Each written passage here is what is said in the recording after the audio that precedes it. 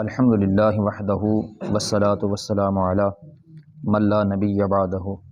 اما بعد فاعوذ باللہ من الشیطان الرجیم بسم اللہ الرحمن الرحیم الصلاة والسلام علیک یا سیدی یا رسول اللہ وعلی آلک و اصحابک یا سیدی یا حبیب اللہ الصلاة والسلام علیک یا سیدی یا نبی اللہ وعلی آلک و اصحابک یا سیدی یا رحمۃ للعالمین۔ سامعین محترم، اس سے پہلے ہم نے پڑھا کہ بیماری، تکلیف، مصائب کے اندر صبر کرنے کا جو اجر و ثواب حدیث میں وارد ہے اس کے متعلق ہم نے پڑھا، اور آج ہم پڑھیں گے کہ بیمار پرسی یعنی بیمار کی عیادت کرنے کا کیا اجر ہے۔ حضرت ابو ہریرہ رضی اللہ عنہ سے روایت ہے، حضور اقدس صلی اللہ علیہ وآلہ وسلم فرماتے ہیں، مسلمان پر مسلمان کے 5 حق ہیں۔ کتنے حق؟ 5 حق ہیں۔ پہلا حق یہ ہے کہ سلام کا جواب دینا، دوسرا ہے مریض کے پوچھنے کو جانا یعنی مریض کی عیادت کرنا، تیسرا ہے جنازے کے ساتھ جانا، چوتھا حق ہے دعوت قبول کرنا، اور 5واں حق ہے چھینکنے والے کا جواب دینا جب وہ الحمدللہ کہے۔ اب سلام کرنا یہ سنت ہے اور سلام کا جواب دینا فرض ہے، لیکن سلام کا ثواب زیادہ ہے، سلام کرنے کا ثواب زیادہ ہے۔ مریض کی عیادت کرنے کے حوالے سے محدثین فرماتے ہیں، کسی وقت مریض کی عیادت سنت ہوتی ہے اور کسی وقت مریض کی عیادت فرض کفایہ ہوتی ہے، اور کسی وقت مریض کی عیادت فرض عین ہوتی ہے۔ تو اگر کوئی ایسا مریض ہو کہ جس کو پوچھنے والا کوئی نہ ہو، اس کی خبر گیری کرنے والا کوئی نہ ہو اور اس کی خدمت کرنے والا کوئی نہ ہو، تو اس کے پاس جانا، اس کی خدمت کرنا، اس کی عیادت کرنا یہ فرض عین ہو جائے گا۔ اور اگر کوئی ایسا مسلمان بیمار ہے کہ جس کی خدمت کرنے والے بھی موجود ہیں اور اس کی عیادت کرنے والے بھی موجود ہیں، لیکن آپ پر اس مسلمان کا حق ہے کہ آپ اس کی عیادت کریں، اور مریض کے حوالے سے یہ نہیں دیکھا جائے گا کہ یہ نیک ہے، یہ بدکار ہے، یہ فاسق ہے، چاہے گناہ گار ہو چاہے فاسق ہو، عیادت اس کی بھی کی جائے گی کیونکہ وہ مسلمان ہے۔ تو لہٰذا مسلمان کا حق ہے دوسرے مسلمان پر کہ جب وہ بیمار ہو جائے تو اس کی عیادت کو جائے، اور عیادت کے وقت اس کو ایسی باتیں کہے کہ جن باتوں سے اس کا دل جو ہے وہ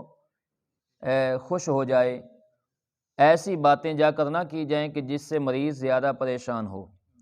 اور دوسری بات یہ ہے کہ یہ بھی سنت ہے کہ مریض کے پاس زیادہ دیر تک نہ بیٹھا جائے کہ مریض کا دل اکتا جائے، اس وقت تک بیٹھا جائے جب تک کہ وہ چاہے۔ تو اگر آپ دیکھیں کہ مریض جو ہے وہ کہ تنگی محسوس کر رہا ہے تو آپ جلدی اس سے وہاں سے اٹھ جائیں۔ جنازہ کے ساتھ جانا یہ بھی مسلمان پر حق ہے، جو مسلمان فوت ہوا اس کا آپ پر حق ہے کہ آپ اس کے جنازے کے ساتھ جائیں۔ آج ہم جنازوں کے ساتھ جاتے ہیں منہ دکھلانے کے لیے، حق سمجھ کر نہیں جاتے، جبکہ رسول اللہ صلی اللہ علیہ وآلہ وسلم نے فرمایا جب کوئی مسلمان فوت ہو جائے تو تمہارے اوپر اس کا حق ہے کہ اس کے جنازے کے ساتھ جایا جائے۔ اور چوتھی بات حضور صلی اللہ علیہ وآلہ وسلم نے فرمائی کہ دعوت کو قبول کیا جائے۔ اگر کوئی تمہیں دعوت دے، چاہے کھانے کی دعوت ہو، چاہے انتظام و انصرام کی دعوت ہو، وہاں کام کاج کرنے کی دعوت ہے، تو حضور صلی اللہ علیہ وآلہ وسلم نے فرمایا اگر کوئی دعوت دے تو اس کی دعوت کو قبول کیا جائے۔ یہ نہ دیکھا جائے کہ یہ غریب ہے اور یہ تنگ دست ہے، تو امیر کی دعوت کو آج ہم ترجیح دیتے ہیں اور غریب کی دعوت کو نظر انداز کر دیتے ہیں۔ اور یہ بات ذہن میں رکھنا کہ حضور صلی اللہ علیہ وآلہ وسلم نے فقراء کو پسند کیا ہے۔ حضور صلی اللہ علیہ وآلہ وسلم نے فرمایا قیامت کے دن میرا حشر جو ہے وہ فقراء میں ہوگا۔ تو لہٰذا اگر کوئی غریب بھی دعوت دے تو خوشی سے اس کی دعوت کو قبول کیا جائے، کیونکہ اس میں رسول اللہ صلی اللہ علیہ وآلہ وسلم کی رضا ہے اور اللہ تعالیٰ کی رضا ہے۔ اور پانچواں حق یہ ہے کہ اگر کسی کو چھینک آئی ہے تو جب چھینکنے والا الحمدللہ کہے تو سننے والا یرحمک اللہ کہے، اس کے جواب میں کہے۔ تو یہ چھینکنے والے کی چھینک کا جواب دینا یہ مسلمان پر حق ہے، جب کہ چھینکنے والا الحمدللہ کہے۔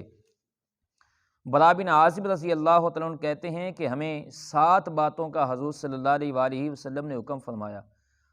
5 باتیں وہ جو پیچھے ہم نے پڑھ لی ہیں اور 2 اور ہیں۔ فرمایا قسم کھانے والے کی قسم پوری کرنا، اگر کوئی قسم کھا لے تو اس کی قسم کو پورا کیا جائے۔ اور فرمایا مظلوم کی مدد کرنا، کوئی غریب ہے، کمزور ہے اور وہ مظلوم ہے، دوسری طرف سے اس پر ظلم ہو رہا ہے، تو مظلوم کی مدد کرنا یہ مسلمان پر حق ہے کہ اس کا ساتھ دیا جائے۔ حضرت ثوبان رضی اللہ تعالیٰ عنہ سے روایت ہے، حضور اقدس صلی اللہ علیہ وآلہ وسلم فرماتے ہیں مسلمان جب اپنے مسلمان بھائی کی عیادت کو گیا تو واپس ہونے تک ہمیشہ جنت کے پھول چنتا رہے گا، ایسے ہے جیسے وہ جنت کے پھول چن رہا ہے، تو کہ جنت کے راستے پر چل رہا ہے۔ تو بیمار کی عیادت کرنا کتنا بڑا اجر ہے جس کو آج ہم نے نظر انداز کیا ہوا ہے۔ ابو ہریرہ رضی اللہ تعالیٰ عنہ فرماتے ہیں رسول اللہ صلی اللہ علیہ وآلہ وسلم نے فرمایا قیامت کے دن اللہ رب العزت فرمائے گا اے ابن آدم، اے آدم کے بیٹے، میں بیمار ہوا، تو نے میری عیادت نہ کی۔ بندہ عرض کرے گا یا اللہ تو احکم الحاکمین ہے، تو ان اللہ علی کل شیء قدیر ہے، تو وحدہ لا شریک ہے، میں تیری عیادت کیسے کرتا جبکہ تو ان چیزوں سے پاک ہے، تو بیمار ہونے سے پاک ہے۔ تو رب العالمین فرمائے گا تجھے پتہ نہیں کہ میرا فلاں بندہ بیمار ہوا اور اس کی تو نے عیادت نہ کی، کیا تو نہیں جانتا کہ اگر اس کی عیادت کو جاتا تو مجھے اس کے پاس پاتا؟ یعنی جب بندہ بیمار ہوتا ہے تو اللہ تعالی بیمار کو اللہ کا قرب نصیب ہوتا ہے، بیمار آدمی اللہ کے قریب ہو جاتا ہے زیادہ۔ تو جب کوئی آدمی بیمار کی عیادت کرنے کے لیے جاتا ہے تو وہاں اللہ کا قرب ملتا ہے، اسے اللہ کی رضا ملتی ہے۔ اور پھر رب العالمین فرمائے گا اے ابن آدم، میں نے تجھ سے کھانا طلب کیا اور تو نے مجھے کھانا نہ دیا۔ بندہ عرض کرے گا یا اللہ تو کھانے سے پاک ہے، پینے سے پاک ہے، میں تجھے کھانا کیسے دیتا؟ تو رب العالمین فرمائے گا کیا تو جانتا نہیں میرا فلاں بندہ تیرے پاس آیا تھا، اس نے کھانا طلب کیا اور تو نے اس کو کھانا نہ دیا، اگر تو اس کو کھانا دیتا تو آج اس کھانے کا ثواب میرے پاس پاتا۔ تو اس لیے ہمیں ارد گرد دیکھنا چاہیے، اگر کوئی سائل آ جائے دروازے پر، سائل آ جائے، اور یہ بات سائل کی بات آئے گی تو میں یہ بات بھی واضح کر دوں، سائل اور ہوتا ہے، بھکاری اور ہوتا ہے۔ سائل وہ ہوتا ہے جو ضرورت مند ہو، اور ایک ہے پیشہ ور بھکاری گداگر۔ پیشہ ور مانگنے والے کو دینا گناہ ہے، جو پیشہ ور آتے ہیں مانگنے کے لیے، جیسے ہمارے ہاں ہفتے بعد انہوں نے باریاں لگائی ہوئی ہیں، 4 دن بعد اور ہفتے بعد آ جاتی ہیں، یہ پیشہ ور منگتے ہیں۔ پیشہ ور منگتے کو دینا حدیث میں منع کیا گیا ہے، اور جب سائل آ جائے، ضرورت مند آ جائے تو پھر اس کو لازمی دیا جائے، اس کی مدد کی جائے۔ تو رب العالمین پھر بندے سے پوچھے گا اے ابن آدم، میں نے تجھ سے پانی مانگا اور تو نے مجھے پانی نہ پلایا۔ بندہ عرض کرے گا یا اللہ تو خالق ہے، مالک ہے، تو خود رزاق ہے، تو کھلانے والا ہے، پلانے والا ہے، میں تجھے پانی کیسے پلاتا جب تو اس چیز سے پاک ہے؟ تو اللہ فرمائے گا تیرے پاس میرا فلاں بندہ آیا اور اس نے تجھ سے پانی مانگا، تو نے اس سے پانی نہ دیا، اور اگر تو اس کو پانی پلاتا تو آج اس کا ثواب میرے پاس پاتا۔ تو لہٰذا اگر کوئی پیاسا آ جائے اور اگر کوئی پانی مانگے تو اللہ کی رضا کے لیے اس کو پانی پلانا چاہیے، اس کی پیاس کو دور کرنا چاہیے، کیونکہ اس میں اللہ کی رضا ہے۔ اللہ تعالیٰ مجھے اور آپ احباب کو عمل کرنے کی توفیق عطا فرمائے۔ حضرت ابن عباس رضی اللہ عنہ سے مروی ہیں، حضور اقدس صلی اللہ علیہ وآلہ وسلم ایک اعرابی کی عیادت کو تشریف لے گئے، اور رسول اللہ صلی اللہ علیہ وآلہ وسلم کی عادت کریمہ یہ تھی کہ جب کسی مریض کی عیادت کو تشریف لے جاتے تو یہ دعا فرماتے، لا باس طہور ان شاء اللہ تعالی۔ تو حضور صلی اللہ علیہ وآلہ وسلم نے اس اعرابی کے پاس بھی یہی کہ کلمات دہرائے۔ حضور صلی اللہ علیہ وآلہ وسلم نے ان الفاظ سے ان کو دعا دی، اور امیر المومنین مولا علی کرم اللہ وجہ الکریم سے روایت ہے، حضور صلی اللہ علیہ وآلہ وسلم فرماتے ہیں، جو مسلمان کسی مسلمان کی عیادت کے لیے صبح کو جائے تو شام تک اللہ کے 70,000 فرشتے اس کے لیے استغفار کرتے ہیں، اس کی بخشش کی دعا کرتے ہیں۔ اور اگر کوئی شام کو جائے مریض کی عیادت کرنے کے لیے تو صبح ہونے تک پوری رات اللہ کے 70,000 فرشتے اس کے لیے استغفار کرتے رہتے ہیں، اس کی بخشش کی دعا کرتے رہتے ہیں، اور اللہ تعالیٰ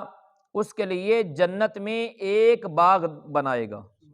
ایک باغ دے گا اس کو جو مریض کی عیادت کرنے کے لیے جاتا ہے۔ حضرت انس رضی اللہ تعالیٰ عنہ سے روایت ہے، حضور اقدس صلی اللہ علیہ وآلہ وسلم فرماتے ہیں، جو اچھی طرح وضو کر کے بغرض ثواب کی نیت سے اپنے مسلمان بھائی کی عیادت کو جائے تو حضور صلی اللہ علیہ وآلہ وسلم نے فرمایا جہنم سے 60 برس کی راہ دور کر دیا جائے گا، جہنم سے 60 سال کی راہ اللہ تعالیٰ اسے دور کر دے گا، اتنا دور کر دے گا جتنا کوئی آدمی جو ہے نا وہ سواری پر سوار ہو اور 60 سال وہ سواری چلتی رہے تو 60 سال میں جتنا وہ سواری سفر کرے گی اللہ رب العزت اتنا جہنم سے اسے دور کر دے گا۔ جو مریض کی عیادت کرنے کے لیے جاتا ہے، بیمار پرسی کے لیے جاتا ہے۔ اور ابن ماجہ میں حضرت ابو ہریرہ رضی اللہ عنہ سے روایت ہے، حضور صلی اللہ علیہ وآلہ وسلم فرماتے ہیں، جو شخص مریض کی عیادت کو جاتا ہے آسمان سے منادی ندا کرتا ہے، آسمان سے ایک فرشتہ اعلان کرتا ہے، ندا کرتا ہے، تو اچھا ہے اور تیرا چلنا اچھا، اور جنت کی ایک منزل کو تو نے ٹھکانہ بنا لیا ہے۔ دیکھیں مریض کی عیادت کرنا کتنا بڑا اجر ہے کہ اس کی اچھائی کا اعلان اللہ کا نوری فرشتہ کر رہا ہے، اس کے چلنے کا اعلان فرشتہ کر رہا ہے کہ تو اچھا ہے، تیرا چلنا اچھا ہے، اور اللہ تعالیٰ نے جنت کے اندر تیرا ٹھکانہ بنا دیا ہے۔ امیر المومنین فاروق اعظم رضی اللہ عنہ سے روایت ہے، حضور صلی اللہ علیہ وآلہ وسلم نے فرمایا، جب تو مریض کے پاس جائے تو اس سے کہے کہ تیرے لیے دعا کرے، مریض سے کہے کہ وہ تیرے لیے دعا کرے، کہ اس کی دعائے ملائکہ کی مانند ہے، مریض کی دعا اللہ رب العزت جلدی قبول فرماتا ہے۔ کیونکہ میں نے پہلے عرض کیا کہ مریض بیماری کے عالم میں، مسلمان بیماری کے عالم میں اللہ کے قریب ہوتا ہے، اللہ کا زیادہ قرب ملتا ہے اسے، کیونکہ بیماری کے عالم میں وہ اللہ تعالیٰ سے استغفار کرتا ہے، اپنے گناہوں کی معافی مانگ رہا ہوتا ہے۔ تو لہٰذا جب کوئی بیمار کے پاس جائے بیمار کی عیادت کرنے کے لیے تو بیمار سے دعا کروایا کریں، یہ رسول اللہ صلی اللہ علیہ وآلہ وسلم نے فرمایا۔ اور رسول اللہ صلی اللہ علیہ وآلہ وسلم سے مرسلاً روایت کی جاتی ہے، افضل عیادت یہ ہے کہ جلد اٹھائے، بیمار کے پاس زیادہ دیر نہ بیٹھے اور جا کہ جلدی اس سے روانہ ہو جائے۔ ابو سعید خدری رضی اللہ عنہ سے روایت ہے، حضور صلی اللہ علیہ وآلہ وسلم فرماتے ہیں، جب مریض کے پاس جاؤ تو عمر کے بارے میں دل خوش کن بات کرو، خوش کن بات اس سے کرو کہ یہ کسی چیز کو رد نہ کر دے گا اور اس کے جی کو اچھا معلوم ہوگا۔ ایسی باتیں مریض کے پاس کی جائیں کہ اسے خوشی ملے، اسے افاقہ ہو یہ ایسی باتیں نہ کی جائیں کہ وہ بیماری سے مایوس ہو جائے، شفا سے مایوس ہو جائے کہ میں ٹھیک نہیں ہو سکتا۔ تو اللہ رب العزت کی بارگاہ میں دعا ہے،